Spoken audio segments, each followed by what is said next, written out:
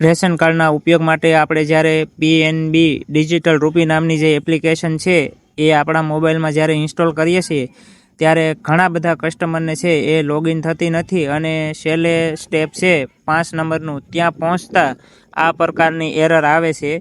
તો હવે આ એરર છે એ કયા કારણસર આવે છે અને તેમનું સોલ્યુશન કઈ રીતે આપણે લાવી શકીએ તે સ્ટેપ બાય સ્ટેપ છે એ આ વિડીયોની અંદર આપણે શીખીશું અને તમારી જે આ એરર છે એને આપણે આજે દૂર કઈ રીતે કરવી તે સરળ રીતે સમજીશું. તો વિડીયો છેક સુધી જોજો એટલે તમારી જે આ પ્રકારની એરર છે એ જરૂર દૂર થઈ જશે. સૌ પ્રથમ તમારા મોબાઈલમાં પ્લે સ્ટોર પર જઈ અને માય રેશન નામની જે એપ્લિકેશન છે તેને ત્યાંથી ઇન્સ્ટોલ કરવાની છે. એપ્લિકેશન ઇન્સ્ટોલ કરશો એટલે સૌથી પહેલાં તમારે એપ્લિકેશનની અંદર મોબાઈલ નંબર નાખી અને રજિસ્ટ્રેશન કરવાનું રહેશે.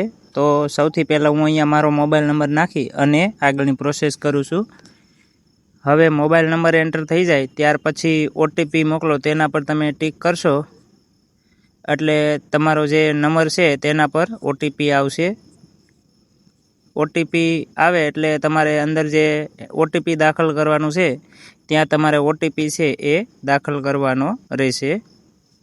ત્યાર પછી OTP છે એ ચકાસો તેવું લખ્યું તેના ઉપર ટિક કરશો એટલે આગળની જે પ્રોસેસ છે એ થઈ જશે. હવે એપ્લિકેશન છે એ લોગિન થઈ ગઈ છે. અહીંયા તમે જોઈ શકો છો કે અલગ અલગ જે ઓપ્શન છે એ તમને દેખાશે. આ એપ્લિકેશનથી તમારે જો તમારા ગયા મહિનામાં કેટલું તમને અનાજ મળ્યું છે તેની તમારે રિસીપ્ટ પણ ડાઉનલોડ કરવી હોય તો પણ તમે બિલ રસીદ છે એ ડાઉનલોડ કરી શકો છો. અને ત્યાર પછી આપણે આજમાં છે એ મોબાઈલ નંબર છે એ આપણો કયો નંબર રેશન કાર્ડ સાથે લિંક છે એ આપણે જોવાનો છે. તો સૌથી પહેલાં આપણે આપણો મોબાઈલ નંબર છે એ ચકાસીશું અને ત્યાર પછી છે આગળની પ્રોસેસ કરીશું. તેના માટે આધાર અને મોબાઈલની સ્થિતિ પર ટિક કરો. ત્યાર પછી આગળ જશો એટલે તમને તમારો જે રેશન કાર્ડ નંબર છે એ તમને જોવા મળશે અને નીચે 4 ડિજિટ અંક તમને જોવા મળશે. એ બાજુમાં જે ખાનું છે ત્યાં તમારે એ એન્ટર કરવાના છે. ત્યાર પછી આગળની જે પ્રોસેસ છે એ થશે. એન્ટર થઈ જાય ત્યાર પછી વિગત ચકાસો તેના ઉપર તમારે ટિક કરવાનું છે. હવે એના ઉપર તમે ટિક કરશો ત્યાર પછી તમારા જે રેશન કાર્ડની અંદર નામ છે એ બધા જ નામ તમને અહીંયા આગળ જોવા મળશે. હવે ખાસ તમારે જોવાનું છે કે તમારા જે નામની પાછળ આધાર કાર્ડ નંબરના 4 ડિજિટ અંક અને તમારા નામ સાથે કયા મોબાઈલનું રજિસ્ટ્રેશન કરેલું છે તેના 4 અંક છે એ લાસ્ટના જોવા મળશે. અહીંયા તમને તમારા નામ પાછળ જે મોબાઈલ નંબર દેખાય છે એ તમને એવું લાગે છે કે તમારો મોબાઈલ નંબર નથી અથવા તો એ નંબર બંધ થઈ ગયો છે તો તેના કારણે પણ ઘણી વખત એરર આવતી હોય છે. અને જો આપણે મોબાઈલ નંબર બદલવો હોય તો હવે કઈ રીતે બદલી શકાય તે આપણે હવે આગળની પ્રોસેસ છે એ સ્ટેપ બાય સ્ટેપ સમજીશું. એટલે તમારી જે એરર છે એ જરૂર દૂર થઈ જશે. નવો મોબાઈલ નંબર રજિસ્ટ્રેશન કરવા માટે મોબાઈલ શેડિંગ લખેલું છે તેના ઉપર તમે ટિક કરશો એટલે તમને આગળની કઈ રીતે પ્રોસેસ કરવી એની અલગ અલગ સૂચનાઓ આવશે. ત્યાર પછી નીચે તમે જોશો તો જમણી બાજુ એક ટિક માર્ક કરવાનું બોક્સ આવશે. તેના ઉપર તમે ટિક કરી અને આગળની જે પ્રોસેસ છે એ કરવાની છે. હવે આગળ તમે પ્રોસેસ કરશો એટલે ફરી તમને જે તમારો રેશન કાર્ડ નંબર છે એ તમને દેખાશે અને 4 ડિજિટ અંક છે બાજુમાં એ તમારે એન્ટર કરવાના છે. ત્યાર પછી તમારા જે સભ્યોની વિગત છે એ તમને જોવા મળશે. તમે આગળ જશો એટલે તમને આ પ્રમાણે તમારા કાર્ડની અંદર જેટલા બી સભ્યોના નામ છે એ તમામે તમામ નામ છે તમારી સામે આવી જશે અને KYCની ડિટેલ્સ છે એ પણ તમારી સામે આવશે. તમે જે સભ્યની અંદર નવો મોબાઈલ નંબર રજિસ્ટ્રેશન કરવા માંગતા હોય તેનું તમારે અહીંયાથી નામ સિલેક્ટ કરવાનું છે. નામ સિલેક્ટ કરશો ત્યાર પછી આગળનું જે બીજું સ્ટેપ છે ત્યાં આપણે પહોંચી જવાનું છે. તેના ઉપર તમે ટિક કરશો એટલે આ પ્રમાણે તમારું ઉપર નામ અને જૂનો જે મોબાઈલ નંબર છે તેનો લાસ્ટ 4 અંક છે એ બતાશે. હવે અહીંયા આગળ તમારે જે નવો મોબાઈલ નંબર રાખવાનો છે તે તમારે અહીંયા આગળ એન્ટર કરવાનો છે અને એ નંબર રાખવાનો કે જે તમારે કાયમ માટે શરૂ રહેતો હોય. હવે અહીંયા હું મારો નંબર છે એ એન્ટર કરી દઉં છું. ત્યાર પછી OTP છે એ આપણે જનરેટ કરવાનું આવશે. એકવાર મોબાઈલ નંબર છે એ બરાબર વેરીફાઈ કરી લેવાનો. જો એમાં ભૂલ રહી જશે તો તમારો OTP છે એ તમને મળશે નહીં.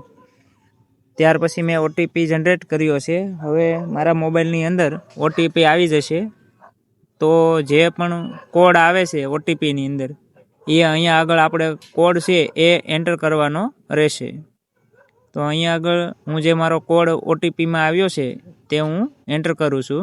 ત્યાર પછીનું ચોથા નંબરનું સ્ટેપ છે તે પૂરું કરી અને આગળ વધવાનું છે. ત્યાર પછી હવે 5મા નંબરનું જે સ્ટેપ છે એ આપણને જોવા મળશે. ત્યાર પછી આગળ ચકાસણી કરો તેના ઉપર તમારે ટિક કરશો એટલે આગળની જે પ્રોસેસ છે એ શરૂ રહેશે. તો હું આગળ વધું છું. ત્યાર પછી તમને આ પ્રમાણે જે કઈ રીતે આપણે આગળ વધવાનું છે એ થોડુંક લખાણ દેખાશે. તો એ બરાબર વાંચી અને આગળ તમે વધશો તો જમણી બાજુ તમને એક બોક્સ ટિક માર્કનું દેખાશે, એના ઉપર ટિક કરવાનું છે. અને ત્યાર પછી જે તમારો આધાર ઓટીપી છે એ જનરેટ કરવાનો છે. હવે આની અંદર કઈ રીતે આધાર ઓટીપી મળશે તો કે આપણી પાસે જે આધાર કાર્ડ હોય એમાં મોબાઈલ નંબર જે રજિસ્ટ્રેશન કરેલો હશે તમારો આધાર કાર્ડ સાથે તેમાં ઓટીપી આવશે.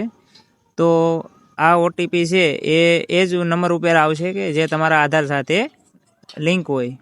હવે ઓટીપી એન્ટર કરશો એટલે તમને નવો મોબાઈલ નંબર છે એ સક્સેસફુલ થઈ ગયેલો દેખાશે. તો આ પ્રમાણે થોડોક સમય પછી તમે ફરીથી પીએનબી એપ્લિકેશન છે તેના ઉપર તમે ફરી લોગિન કરશો 24 કે 48 કલાકે એટલે તમારી જે એપ્લિકેશનમાં એરર આવતી હતી એ દૂર થઈ જશે અને તમારી જે એપ્લિકેશન છે એ લોગિન થઈ જશે. અથવા તો માય રેશન પર જઈ અને તમે ફરીથી તમારો મોબાઈલ નંબર છે એ ચેક કરશો તો ત્યાં તમારો જે નવો મોબાઈલ નંબર છે એ અપડેટ થઈ ગયેલો બતાવશે. આ પ્રકારની તમને એરર દેખાય છે તેની પાછળ અલગ અલગ કારણ હોઈ શકે છે. તેમાંથી જો આપણે વાત કરીએ તો તમે જે મોબાઈલ નંબરથી આ એપ્લિકેશન લોગિન કરો છો તે નંબર તમારો જો રેશન કાર્ડ સાથે લિંક ન હોય તો પણ આ પ્રકારની તમને એરર આવી શકે છે. ત્યાર પછી તમારું જો લિસ્ટમાં નામ ન હોય તો પણ આ પ્રકારની એરર આવી શકે છે. તો ઘણા કસ્ટમરને મોબાઈલ નંબરની જ એરર આવે છે. તો તમે નવો મોબાઈલ નંબર અપડેટ કરી અને ફરીથી તમારી જે એપ્લિકેશન છે એ થોડોક સમય પછી લોગિન કરશો 2-3 દિવસે એટલે જરૂરથી તમારું જે આ એરર છે એ દૂર થઈ જશે અને તમારી જે એપ્લિકેશન છે એ લોગિન થઈ જશે. તમને આ વિડીયો ગમ્યો હોય તો વિડીયોને લાઇક કરજો, ચેનલને સબસ્ક્રાઈબ કરી રાખજો એટલે આવા બીજા અમારા વિડીયો છે એ તમને ઝડપથી મળતા રહે. Thank you.